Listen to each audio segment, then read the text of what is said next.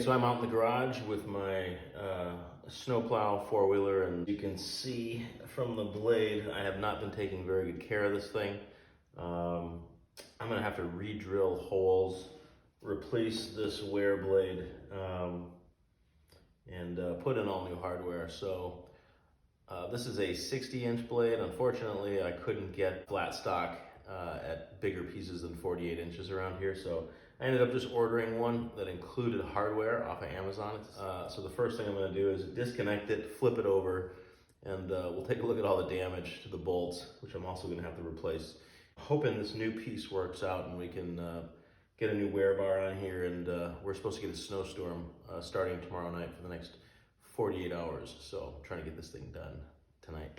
Here's a look at the bottom of where my blade is bolted on. So you can see I'm halfway through the bolts. The nuts are destroyed, and I'm gonna have to drill out a new center, and hopefully I can move about a ½ inch, 3/4 of an inch down on there, get a nice new hole for the new wear bar, and pay a little closer attention to it over the next couple of years.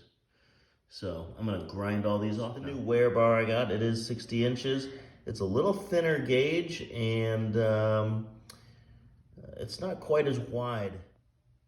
Unfortunately, I'm not happy at all with this. This is less than 2 inches wide, and this one is a lot thicker, and it's about almost 3 inches wide right there. You know what I think I'm gonna do? I'm gonna cut these bolts off. I'm gonna flip this guy over and get some new hardware. I'm gonna make this thing work. It's gonna look and work a lot better than it will if I put that piece of junk Polaris Wear Bar on. Totally disappointed. That wear bar is going back to Amazon. So I got my grinder set up, a couple of extra blades. We'll see how many I need. We're gonna grind off all these bolts and see if we can reuse that old blade by flipping it over.